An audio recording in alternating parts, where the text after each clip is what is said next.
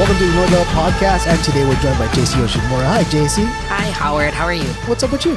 Okay. Almost end of the semester. Yeah, we are recording this in December. We are coming down to the end of the winter break, and Or the beginning of winter break. oh yeah, that's right, beginning winter break. See, I'm old already. You see, you want to come back to work. No, thank you. I don't want to come back to work right away. I just had my birthday. I'm enjoying that. Hey, you know what my kids got me for my birthday? What did they get you? They got me like a Home Depot gift card, Oh, peanut M&Ms, beef jerky. Like these freaking kids know what I like. they know you. Oh, wait. Did you write it on the board? Like, I see a bunch of writing back there. I don't know if that's what... Yeah, I dropped like a billion hints. I like to go to Home Depot. I like beef jerky. Yep. That's And what I like M&Ms. I like M&Ms. Bring that shit to me. and you wrote the date, like, on the board. Is that what it was? Like, Yeah, a I said, countdown. This day is birthday day. Bring that shit to me. Not D-Day, but it's B-Day. One kid gave me a freaking bamboo calendar. You know, like, okay, so when you would go in the Chinese restaurants, Yeah. and you see that like year of the tiger, year of the dragon, year of the whatever, that Chinese zodiac calendar, and it's in bamboo and it's printed on one side and it has the mini calendar on the bottom. Oh, yeah. That kid gave me that. I didn't realize, like, is this like a racist gift? Nah, it's practical. It's practical, right? It's practical. It's a practical gift. Yep. Him being Asian as well, I think, helps too. Yes. we're Because both if not, Chinese. that might be racist if they're not. Yeah. You know, one of our coworkers told us a story where he was irritated. Mm-hmm. And he became very irritated because he had to keep giving this kid multiple deadlines. Okay. And then he was like just fed up. He's like, Howard, when did this fucking nightmare end, right? Well, when is enough, right? Yeah. Like, oh, here's a deadline, but he can't make it, so I have to give him another deadline. And we have to keep giving him these deadlines because he have these accommodations on his educational plan.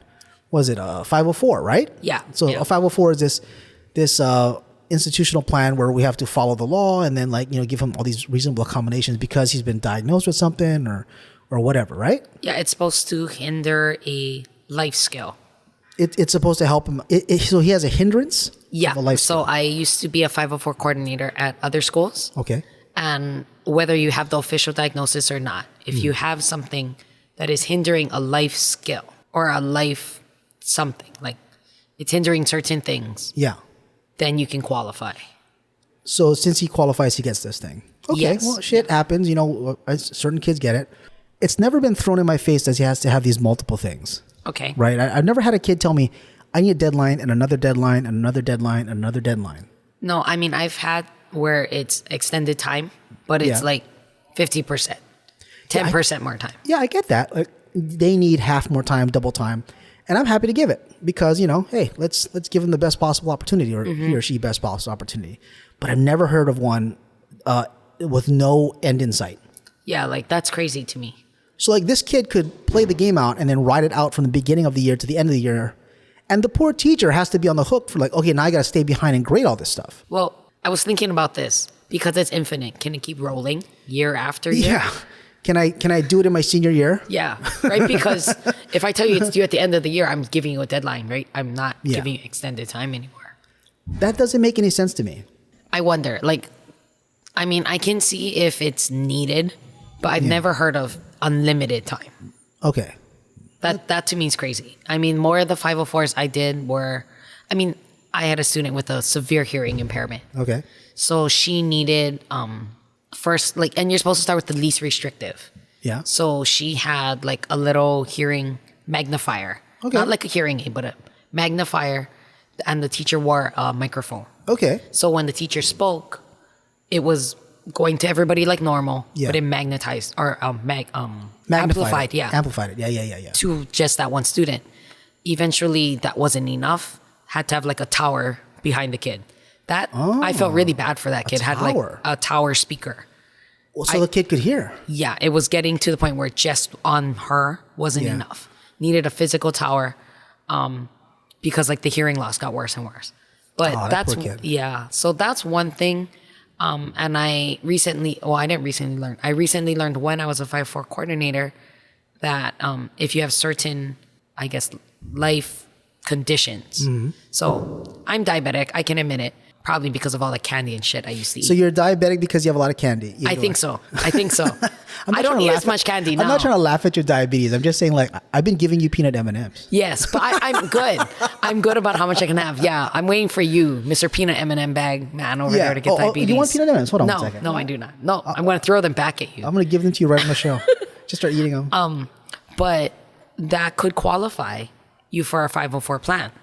Okay. Because you have a condition of some sort, and it could hinder like certain things, like some of the life skills or life abilities. Yeah. Could be like breathing and like something simple. So like if you had a deathly allergy to bees or peanuts or something, you could qualify for a 504 plan.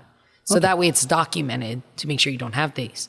So I had students that when we wrote their 504 plan for diabetes, it was that we had to make sure that their blood sugar was monitored before and after PE.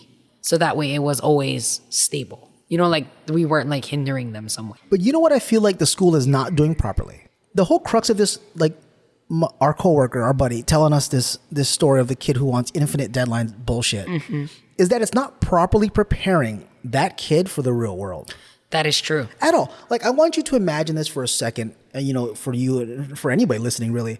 It's like, imagine going to work. It's like, oh, you know, I can't do this now. I want to turn it in later. I want to turn it in later. Fuck that, man. There's deadlines that happen. There are deadlines that happen. There's people that are waiting for you to finish this work. There's people that are waiting for, like, imagine for a moment, like, you are receiving benefits from this company, and this company's like, yeah, I didn't do your paperwork yet. When will you do it? The fuck if I know. I'll just get around to it when I feel like it. That's bullshit. And I would fire somebody for that shit. Yep. Right? Yep. We're not preparing kids for the real world here. We're not setting them up for success. I think we're just trying to push them along into our system, give them the knowledge that they need, and then they're like, okay, bye, you know, graduate, there you go. Yeah, I think we focus too much on academia. Yeah. And stuff like that. Like we forget that there are certain skills that we have or we've developed over our old people lives. Our old people lives. Hey, you just had a birthday, you're old. I'm old, man. Yeah. I'm old. Okay, but yeah. But we've learned those things. Or I don't know if we just grew up in a different time where I was telling you a little earlier that example of showing up on time. Yeah. That to me, showing up, if start time is 8, that means I'm at my desk ready to punch in, or whatever it is, I'm ready to punch in and start working at 8. I think it's when you're clocking in at 8, you're ready to punch in and rock and roll at 8. Correct. Not walking in the door. Yeah, if I start work at 8, I'm not showing up at 8, then putting on my uniform, then doing all my shit. Yeah. That all comes immediately beforehand. Yeah, like you need to be ready to go. Yeah. And I've unfortunately been in different things that were not DOE, and where I was more of a supervisor, and you don't find those kinds of people. They think that 8 o'clock means I'm walking in the door, then I can go make my coffee, put away my bag, and then come. And it's like, no, you punch in when you're ready, not when you're walking in. Yeah, that is complete bullshit. Like, I remember working this part-time construction labor job, and then we started our shift at 7, and then my boss made it very clear, start at 7 means we start cutting and demoing at 7. That means you need to get here earlier than 7.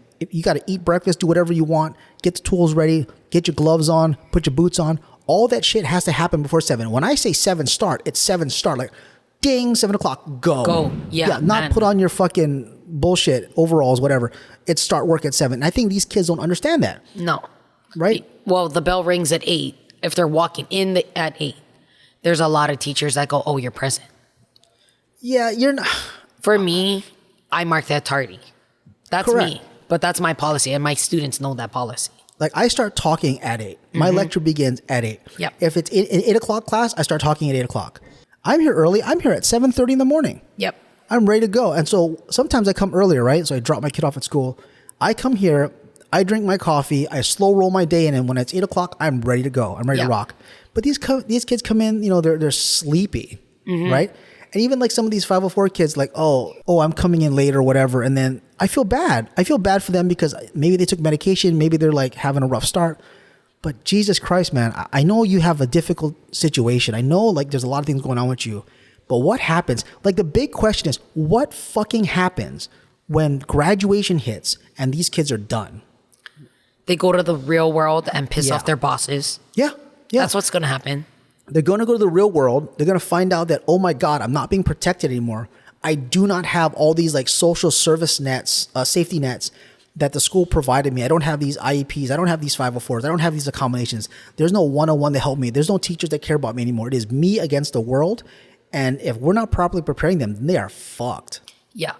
I think that's the hard part. We don't teach them to adapt. Yeah. That's the word. We need to teach them to be adaptive. Yeah. What if, and so I have a friend that's a cop, and we talked about this, like, you know, what happens when one of these kids like has their like conniption fits and like throws a tantrum or whatever? A stranger is not going to be like, are you okay? I mean, they might do that, but if we're in a crowded situation and you're just swearing and dropping profanities, someone's going to come along and fucking knock you out. True. Someone's going to tase you. A cop's going to come by and fucking tase you because they don't know what the fuck's going on. And I'm sorry I'm swearing so much in this podcast. I mean, that's typically what I do anyway. But I'm animated by this because these kids are going to get out into the real world and realize there's nobody there to protect them, and they're going to be in deep, deep shit. Yeah. And I was telling you earlier, because we talked to some of our coworkers, and we were all going to admit we were not the best students. Yeah. Right? Like, we didn't necessarily go in and everything was easy. But when I had to teach myself something because I couldn't get it, I was motivated to teach myself. How many of these kids now are motivated to be like, I don't get it. I've asked the teacher, but I'm still not getting it. Let me spend the time to teach myself and like find the way to make it work.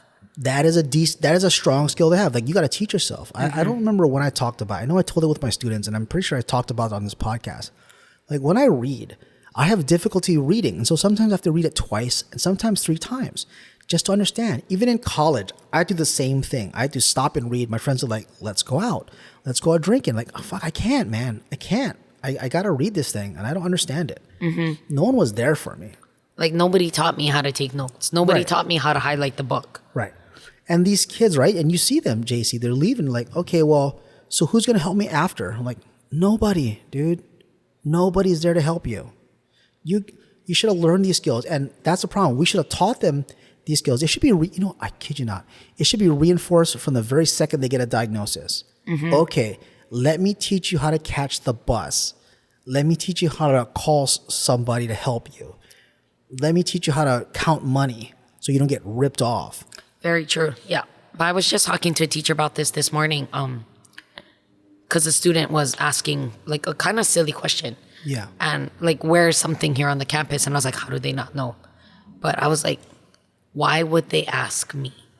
Why would they send me a message or an email or whatever asking me this question when we were in school? Yeah. Yeah, we couldn't just get a message out and get an immediate response. We had to be problem solvers. Excuse me. So we had to be problem solvers, right? You losing your voice? I am. See what happens when you yell over the weekend? So, let's talk about that why'd you yell again? So, doing different activities with my kids, and we have to like yell and talk really loud. Yeah. So I just wore out my voice. JC's putting it all on the line for you people. She's going to destroy her voice talking about these kids. I am. But when we were in school, if I wanted to know where something was, I had to know what I could do.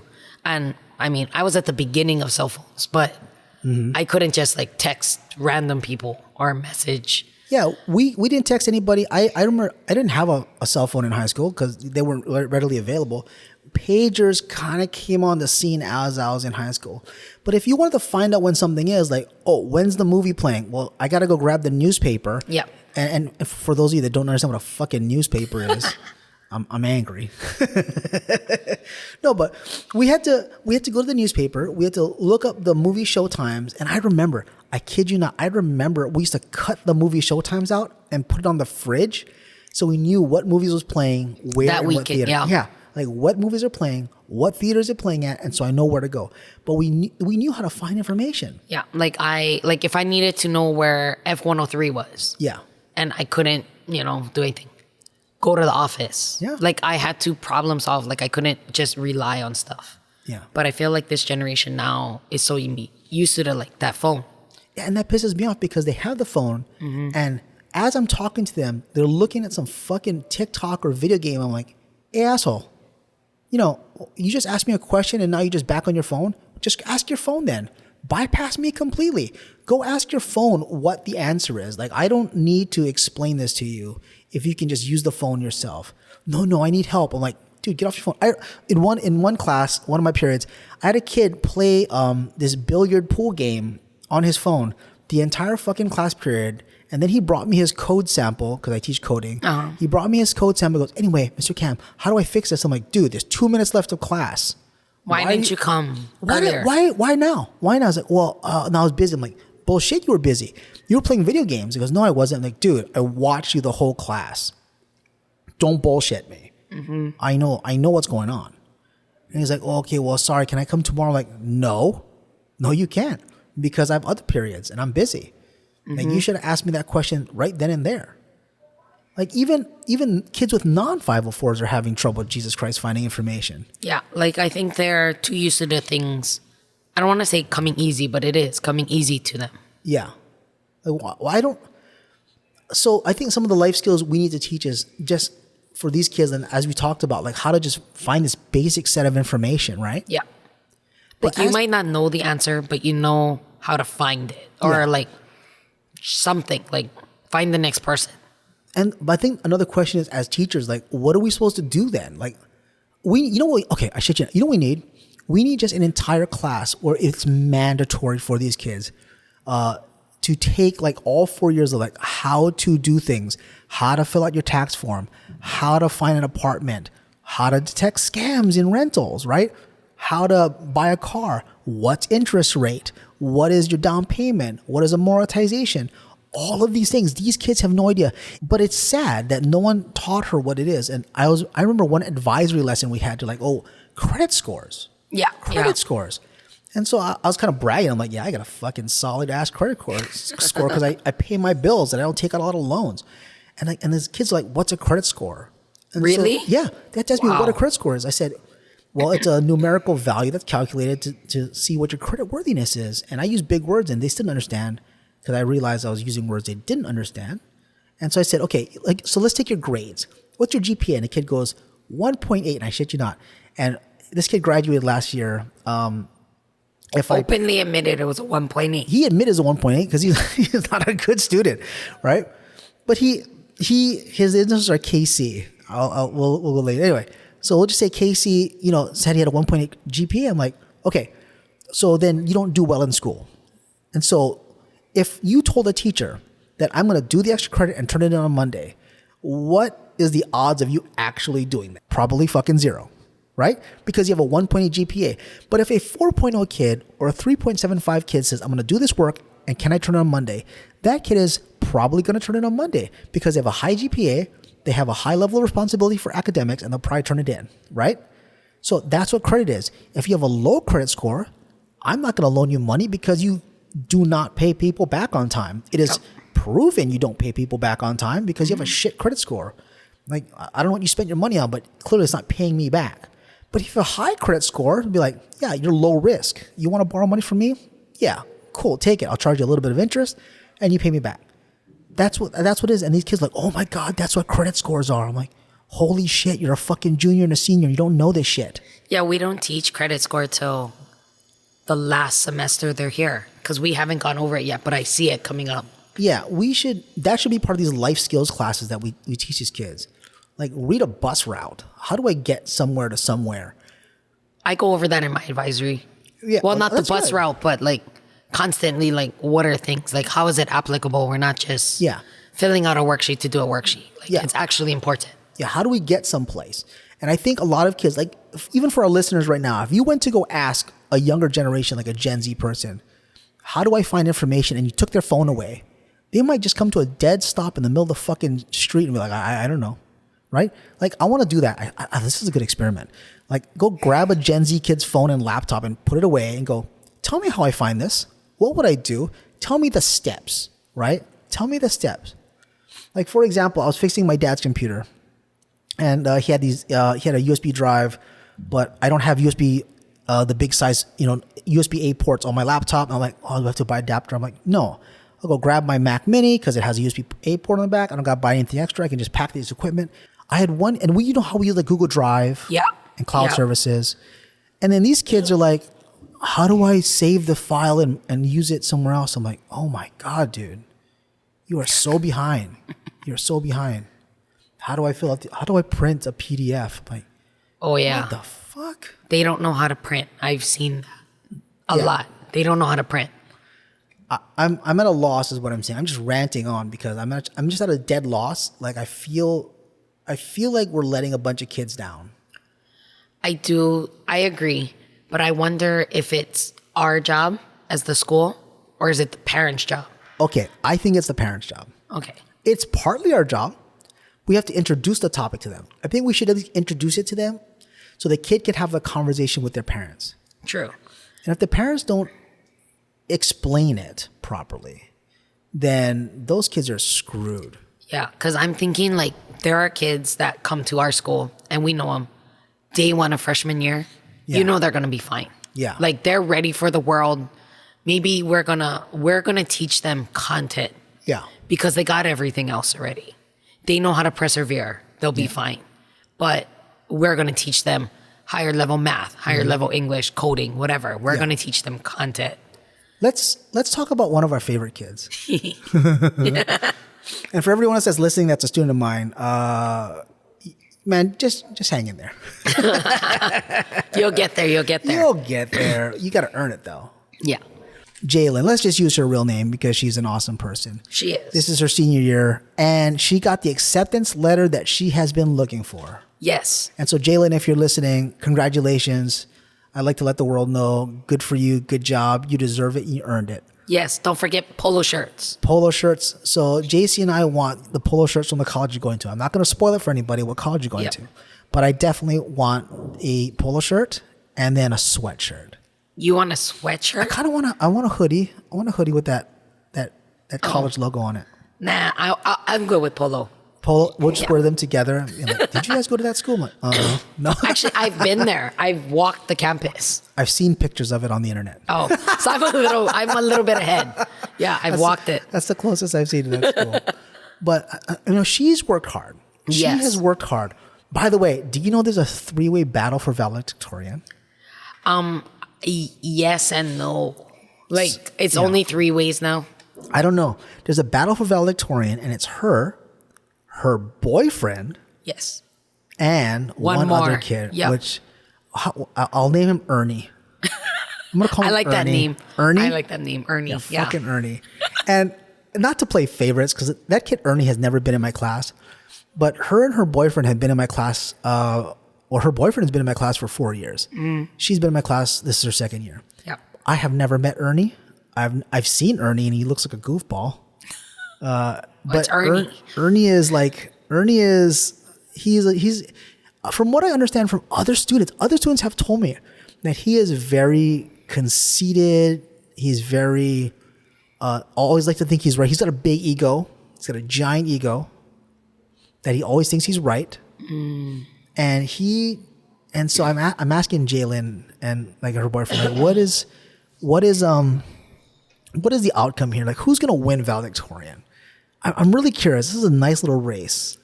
So I've talked to Jalen about this, and she knows she probably won't get it, mostly not because of her skill and her ability, but the sheer number of college classes. And she's class president because she's gonna talk anyway at the graduation. Yeah, but it's sad. She's not gonna be valedictorian. All right. Well, Her she'll be boyfriend then. okay. Well, I don't know what the term is. Yeah. You can look it up later. What is the term? Fucking awesome. That's the term. Well, valedictorian is anybody with a 4.0 or higher. Oh yeah. So we always have a large number of them, but I don't know what the term is for that, like number one. Yeah. How do those kids, by the way, with their giant GPAs, get through life without somebody telling them what to do? You know who it is, right? Their parents.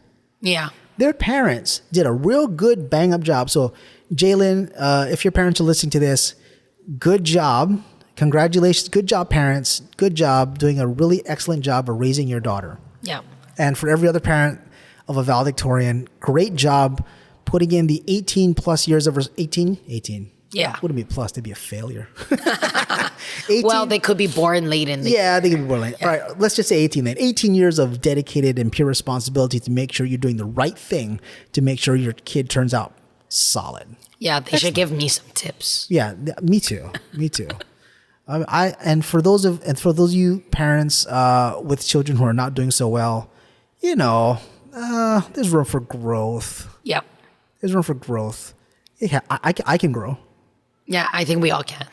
You know what I found for my daughter, by the way? Oh. The Singapore math method. Oh, I've been doing that for a long time. I downloaded the workbooks, and I'm having Mackenzie do it in the first grade. We had to do that when I worked at an elementary school.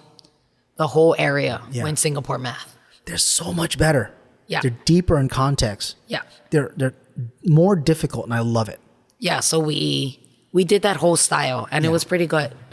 It was just, it was confusing for the older kids who had learned a different way to suddenly learn this totally It is, way. but if we teach them young, Yeah. then maybe they'll be on the right track. Yeah. But going back to what we originally talked about with these kids that are just struggling with their 504s and whatnot. Okay, so I want to put a note out. I want to close this show out then with what we can tell the parents. What should we tell them? And you want to start or should I start? Maybe you. Okay. So parents, if you have a son or daughter with a 504, I would desperately want you to teach them life skills and don't worry so much about this deep academic rigor. Who cares? Nobody cares, right? Your son or daughter has a more difficult challenge ahead of them after graduation. And they graduate after the senior year, right? Yep. Can they stay to 21? 504, no. Okay, so 504s are out. So at 18, you are done. You got to go. And, teach your son or daughter how to file for job applications. Teach them a skill. Teach them a bankable skill. Plumbing, electrical, gardening, something that doesn't really require college. Mm-hmm. College is like whatever. Yeah. Teach them a bankable skill that they can do. Like I have this one kid, he is not academically great at all. He sucks. But when it comes to like yard work stuff, like he saw my weed whacker in my classroom. Yeah. And he asked me if he could use it to clean the front yard area of the classroom. I'm like, yeah. And he did a bang up job. It was excellent. He loves that. I gave him the leaf blower. He cleaned up the entire front area from stairway to front door. Excellent. I'm like, dude, people pay you to landscape, man. Yeah, and a lot of money. And a lot of money too, because people are too lazy to cut their own grass and whatever. Me. But I still do it, but it's me. But they want to make sure. They want to make sure that somebody gets paid to do a good job, and that could be that kid. Yep. All right. What do you want to tell these parents? I don't think it's only 504 or whatever plan parents. I think it's all parents, including you and I. Oh, excuse me. Yeah, you and I are definitely in that boat of we need improvement too. Yes.